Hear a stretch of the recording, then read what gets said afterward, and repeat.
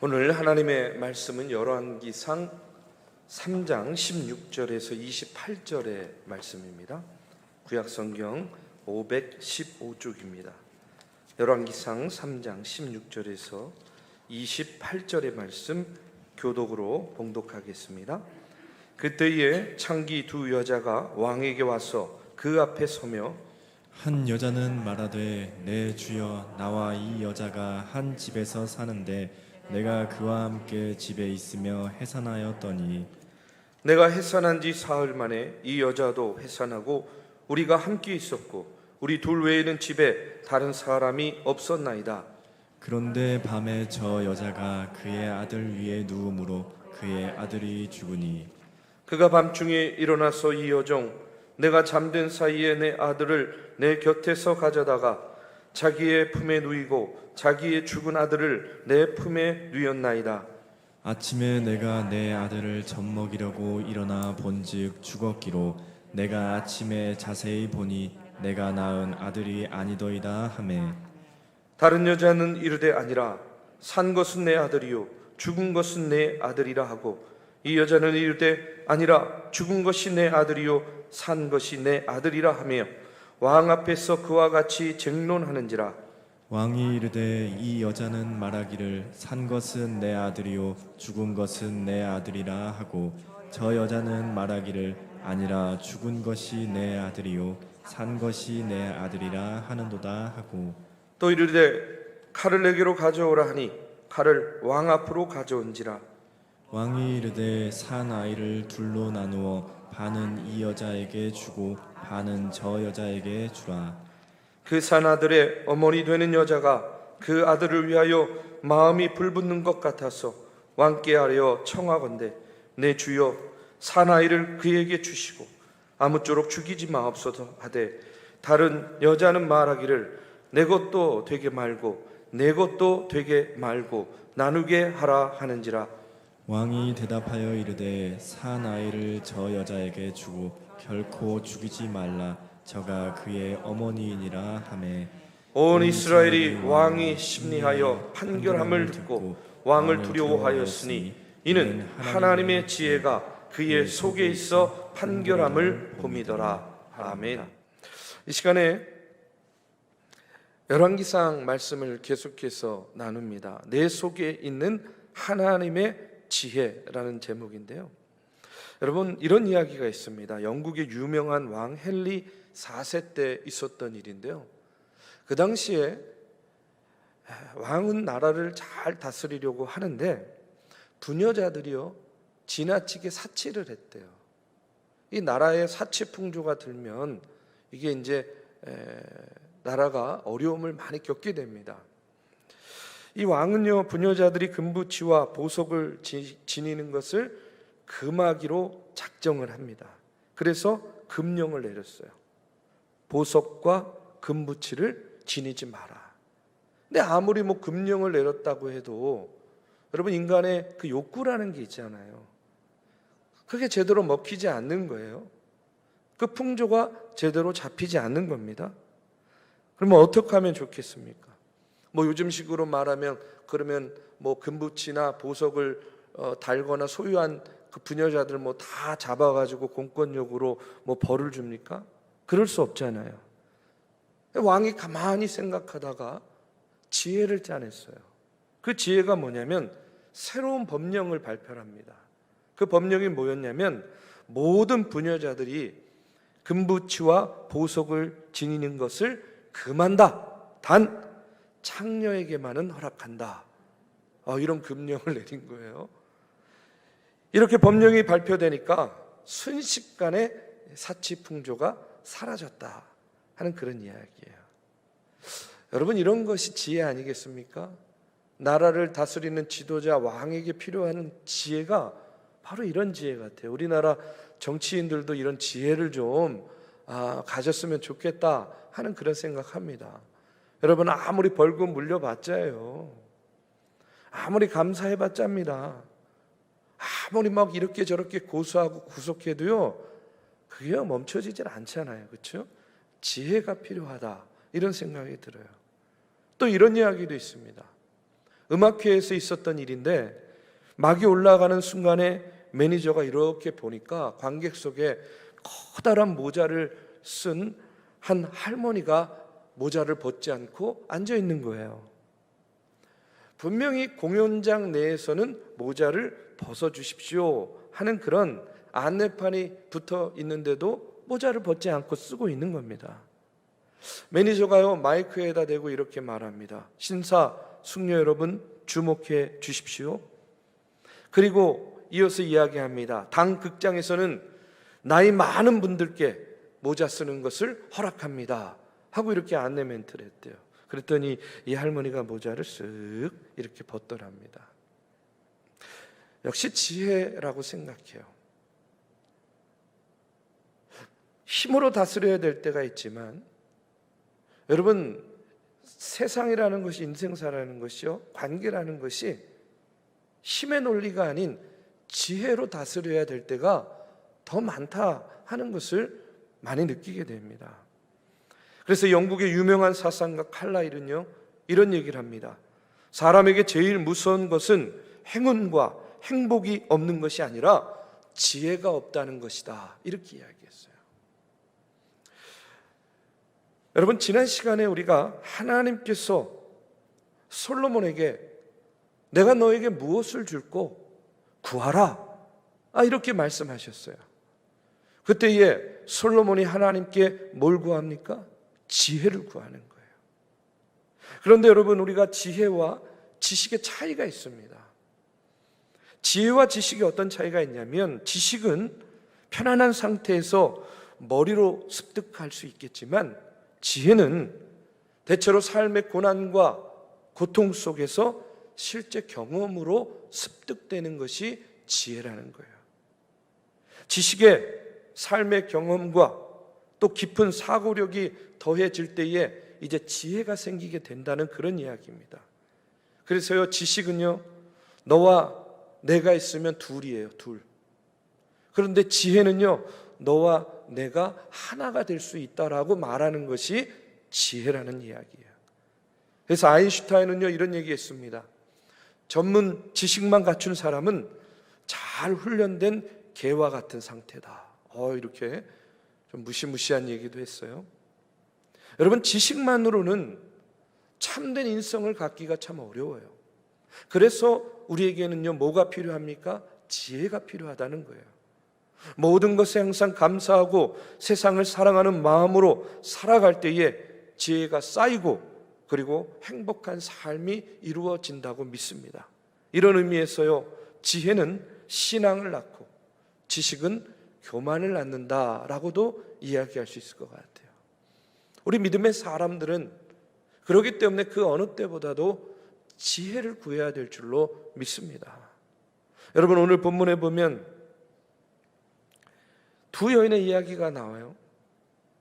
이 이야기는요 다시 하지 않아도 우리가 너무나 잘 아는 그런 이야기 아닙니까? 그러나 오늘 이 말씀을 통해서 다시 한번 하나님께 지혜를 구하고 그 지혜로서 지혜로운 판결을 내리는 그런 솔로몬의 이야기를 통해서 오늘 저와 여러분에게 주시는 하나님의 지혜를 나누고자 합니다. 먼저 우리나라에도요 지혜로운 재판에 대한 그런 이야기가 있습니다. 어떤 이야기가 있냐면 망부석 재판이라는 이야기 아세요? 아마 들으면 아실 거예요. 비단 장수가 무덤가에서 자다가 비단을 몽땅 잃어버렸어요. 고을 원님에게 하소연을 했는데 이게 어떻게 그 비단을 훔쳐간 사람이 누군지 또 찾을 길이 아주 난망한 거예요. 그래서 이제 지혜를 짜냅니다. 그게 무엇이었냐면 베고 자던 망두석을 뽑아다가 재판한다고 소문을 퍼뜨린 거예요. 사람들이 구경하러 왔어요. 망두석을 곤장으로 막 두들기면서 재판을 하는 모습을 보면서 사람들이 막 낄낄대고 웃습니다. 저게 뭐야, 저게 뭐야. 그랬더니 재판정을 모독했다, 이렇게 해가지고요 웃는 사람들을 몽땅 가둡니다. 그리고 너희들이 여기에서 나가려고 한다면 비단 한 필씩을 가져오도록 하라 하고 이렇게 이야기해요. 가족들이 백방으로 수소문을 한 끝에 비단 한 필씩을 가져왔어요. 근데 그 비단의 출처를 따져보니까 결국은 뭐예요? 그게 도둑이었다는 거죠. 그래서 잃어버린 비단을 회수하고 도둑을 잡았다는 그런 이야기입니다. 그리고 백성들에게는 비단값으로 지불했던 돈을 모두 돌려주었던 그런 이야기가 있어요. 여러분, 오늘 솔로몬의 재판도 이렇게 보면 우리가 잘 알듯이 지식이 아니라 지혜가 필요한 그런 재판이었습니다. 어느 날 두 명의 여자가 솔로몬에게 재판을 해줄 것을 청합니다. 두 여인의 사연이 이런 거예요. 두 여인이 각각 비슷한 시기에 아들을 낳았습니다. 그런데 어느 날 자고 일어나 보니까 한 아이가 죽은 거예요. 그런데 죽은 아이의 엄마가 사나이를 훔쳐와가지고 자신의 아이라고 주장을 하는 겁니다. 여러분, 이 당시에 사회적으로 천대받던 그런 이들에게 아들이 생겼다라는 것은요, 좀 더 특별한 의미가 있었어요. 그것은 뭐냐면 내 미래를 보호해줄 보호자가 생겼다라는 그런 의미입니다. 그렇기 때문에 이 여인들은 절대로 양보할 수가 없는 거예요. 그런데 죽은 아이의 엄마는 다른 사람의 아들이라도 훔쳐가지고 자신의 보호자로 삼겠다, 욕심이죠. 그냥 욕심이 아니라 추악한 욕심이었습니다. 그 추악한 욕심으로 이런 일을 저질렀어요. 그런 상황에서 이 두 여인이 한 아이를 데리고 솔로몬을 찾아온 겁니다. 참 판결하기 어려운 상황인 거죠. 이런 상황에서 여러분, 솔로몬은요, 쉬운 길을 택할 수도 있었어요. 그 당시에 왕이 재판을 할 때 이 판결을 내리는 그런 방법들이 여러 방법들이 있었습니다. 예를 들어서 본문에 등장하는 사건이라면 전통적인 방법이 있습니다. 예를 들면요, 이런 거예요. 주사위를 던져가지고요, 예, 아니오를 결정하는 그런 방법도 있었고요. 출애굽기 22장 10절에서 11절에 보면 다른 짐승을 이웃에게 맡겨가지고 지키고 돌보도록 했는데 이 짐승이 죽거나 상하게 돼요. 근데 아무도 본 사람이 없습니다. 그러면 어떻게 하느냐? 맡은 자가 이웃의 물건에 손을 얹고 내가 훔치지 않았다, 내가 상하게 하지 않았다, 이렇게 이야기를 하면요, 그 주인이요, 아 그렇구나 하고 믿으면 그냥 그것이 끝나는 거예요. 그리고 민수기 5장 11절에서 28절에 보면 어떤 법이 나오냐면 의심의 법이라는 게 나옵니다. 무슨 얘기냐면 심증은 있는데 물증이 없어요. 이 말씀에 보면은 이제 우리식으로 말하면 불륜에 대한 이야기가 쭉 나오면서 의심의 법에 대한 이야기가 나옵니다. 근데 이 의심의 법은 뭐냐? 의심스러우면 재판장 앞에 데리고 가는 겁니다. 그리고 의심의 법에 정한 대로 하는 거예요. 그러면 하나님께서 양심에 따라서 신체적인 벌을 내리거나 아니면 복을 내리거나 하나님의 결정에 맡기는 겁니다. 이런 식으로 판결을 내리는 그런 전통적인 방법이 있었어요. 그런데 솔로몬은요, 그렇게 쉽게 갈 수 있는 길을 선택하지 않는 겁니다. 오히려 아주 부담스러운 방법을 찾아내는 거예요. 그것은 뭐냐? 부모의 심리를 파헤치는 겁니다. 솔로몬은 두 여인이 다투는 것을 지켜보다가 이제 판결을 내립니다. 그 판결의 내용이 뭐죠? 한 명의 아이를 놓고 두 명의 여인이 다투고 있으니까 아이를 칼로 반토막을 내가지고 똑같이 나누어 주라 하는 그런 판결이었어요. 인간적으로 보면 되게 끔찍하죠. 아주 냉정한 그런 판결이었습니다. 그런데 이 솔로몬의 판결에 대한 두 여인의 반응이 달랐습니다. 살아있는 아이의 친엄마는 솔로몬이 그와 같은 판결을 내리자마자 어떻게 합니까? 그렇게 해서는 안 된다는 거예요. 차라리 다른 여인에게 이 아이를 주고 이 아이의 생명을 보존해 주기를 원합니다. 반면에 다른 여인은 뭐라고 이야기하죠? 옳습니다. 그렇게 하시죠. 그와 같은 이 엄마의 반응, 어머니의 반응을 보고 솔로몬이 최종적인 판결을 내립니다. 오늘 27절, 28절에 보니까 왕이 대답하여 이르되 산 아이를 저 여자에게 주고 결코 죽이지 말라. 저가 그의 어머니이니라 하며 온 이스라엘이 왕이 심리하여 판결함을 듣고 왕을 두려워하였으니 이는 하나님의 지혜가 그의 속에 있어 판결함을 봄이더라 하고 이렇게 나오고 있어요. 자, 여러분, 이제 그 아이의 친엄마를 찾게 된 거죠. 친엄마도 찾게 되었고 아이의 생명도 보존하게 되었습니다. 오늘 이 두 여인의 상반된 모습을 보면서 깨닫게 되는 것이 있어요. 우리에게 주는 교훈이 있습니다. 그것은 뭐냐면, 여러분, 우리가 사랑할 때 생명을 위해서 양보하게 된다는 거예요. 다른 말로 하면 사랑은요, 이겨서 쟁취하는 것이 아니라 양보할 때 주어지는 것이라는 겁니다. 언제나 보면요, 잘 보십시오. 더 많이 사랑하는 사람이요, 결국에는 양보하게 돼 있어요. 여러분, 그렇지 않습니까?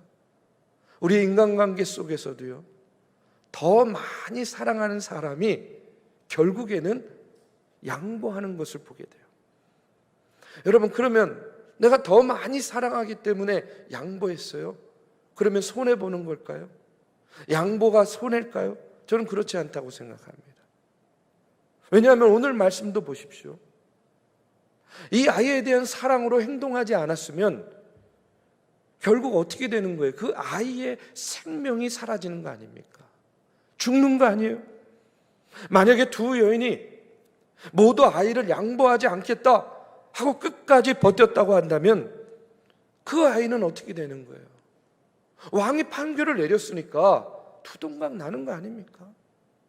결국은요, 양보하지 않으면 생명을 잃어버리게 되는 그런 결과를 초래하게 되는 거예요. 그러나 여러분, 사랑으로 반응한 아이의 친엄마의 이 양보를 통해서 아이는요, 생명을 얻게 되는 겁니다. 생명을 보존하게 되었다는 거예요. 우리 사랑하는 믿음의 성도 여러분, 사랑으로 하는 양보는 절대로 손해보는 일이 아님을 오늘 이 말씀을 통해서 우리가 깨닫게 되기를 주님의 이름으로 축원합니다. 사랑은 작은 것을 내어주고 여러분, 큰 것을 돌려받는 수지 맞는 일이다. 저는 그렇게 믿어요. 우리가 어린 시절부터 불렀던 찬양 가운데도 그런 찬양 있지 않습니까? 사랑은 참으로 버리는 것, 사랑은 참으로 베푸는 것, 사랑은 참으로 섬기는 것. 이상하다 동전하님, 쓰고 빌려주면 어떻게 된다고요? 오히려 더 풍성해진대요. 여러분, 이것이 바로 신앙의 역설이고 사랑의 역설입니다. 그렇기 때문에 사랑으로 하는 양보는 절대로 손해보는 일이 아니라 오히려 작은 사랑을 베풀 때에 더 큰 것으로 채워지는 놀라운 역사를 우리가 경험하게 되는 거예요. 여러분, 그것이 바로 수지 맞는 일 아닙니까? 솔로몬은 두 여인의 반응을 지켜보고 최종 판결을 내렸어요. 그런데 아이를 양보한 여인의 말대로 아이를 죽이라, 이렇게 말한 여인에게 아이를 준 것이 아니라 오히려 아이를 양보한 여인에게 아이를 주라 하는 그런 판결을 내립니다. 이렇게 판결을 내릴 수 있었던 이유는요, 그에게 뭐가 있었기 때문에? 지혜가 있었기 때문이에요.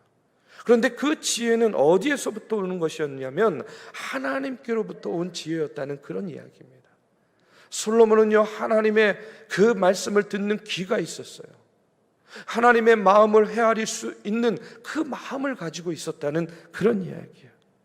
그렇기 때문에 두 여인의 반응을 보고 하나님의 기준에서 어떤 여인이 진짜 어머니인지를 분별할 수 있었다는 그런 이야기입니다. 하나님으로부터 오는 지혜는 이렇게 우리로 하여금 놀라운 분별력을 갖게 한다. 저는 그렇게 믿습니다. 여러분, 예수님도 보십시오. 어떤 일이 있었냐면 가늠한 여인이 붙잡혀 왔을 때에 사람들이 그 가늠한 여인을 그때 유대법에 따라서 어떻게 하라 그럽니까? 돌로 쳐 죽이라, 돌로 쳐 죽이려고 하고 있었어요. 그때에 가만히 그 모습을 지켜보고 듣고 있던 예수님께서 뭐라고 한마디 하십니까? 너희 중에 죄 없는 자가 먼저 돌로 치라. 너희 중에 죄 없는 자가 먼저 돌로 치라. 이렇게 조용히 말씀하셨어요. 그 한 말씀을 통해서 그 기세 등등했던 고소자들의 마음이요, 어떻게 됩니까? 한 대 얻어맞은 거죠. 청천벽력과 같이 그 마음이, 그 이야기가 들렸던 거예요. 스스로 의롭다고 뻔뻔하게 굴던 사람들이 모두 다 도망가고 죄인과 죄인의 구세주이신 예수님만 남아 있었던 것을 우리는 잘 알고 있습니다. 여러분, 이렇게 보면요, 또 지혜는 다른 말로 하면 분별력도 있겠지만 사람의 마음을 읽는 것이 지혜다, 그렇게 생각합니다. 여러분, 잠언 20장 5절에 보면 이런 말씀이 나와요. 사람의 마음에 있는 모략은 깊은 물 같으니라. 그럴지라도 명철한 사람은 그것을 길어내느니라 하고 이렇게 이야기합니다. 그러니까 지혜는 뭐냐? 사람의 마음을 읽는 것이 지혜라는 거예요.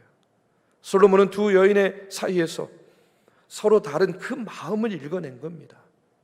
가짜 어머니는 남자 아이를 소유하려고 했지만 진짜 어머니는 그 아이를 사랑했기 때문에 여러분, 욕심을 부리지 않은 거예요.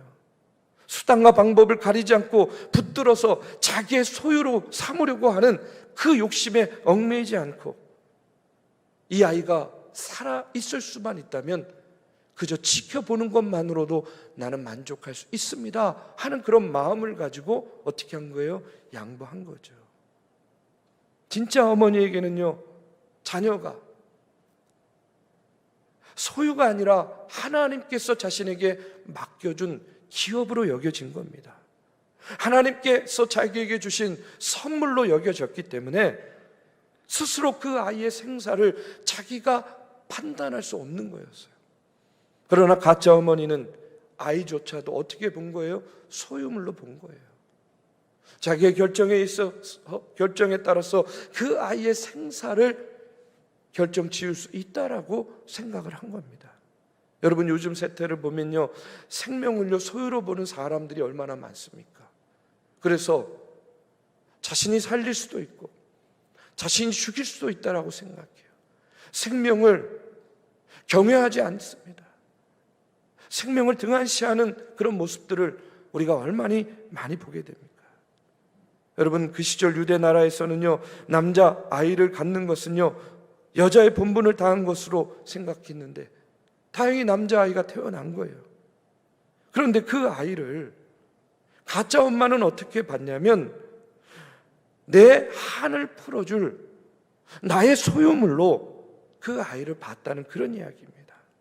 한 생명을 하나님께로부터 위임받아서 양육하는 것이 아니라 나도 이제 남자아이를 갖게 되었어, 이런 마음으로 그 아이를 보고 그 생명을 봤기 때문에 이 엄마는요 그렇게 반응할 수밖에 없었다는 것이죠. 솔로몬은 이처럼 하나님의 지혜를 빌려서 천대받았던 한 여인의 억울한 사정을 해결하고 하나님의 생명 사랑을 실천하고 정의를 바로 세우고 왕으로서의 위엄을 더할 수 있었던 것을 보게 됩니다. 여러분, 솔로몬은 백성들에 대한 권위를 뭘로 세웠어요?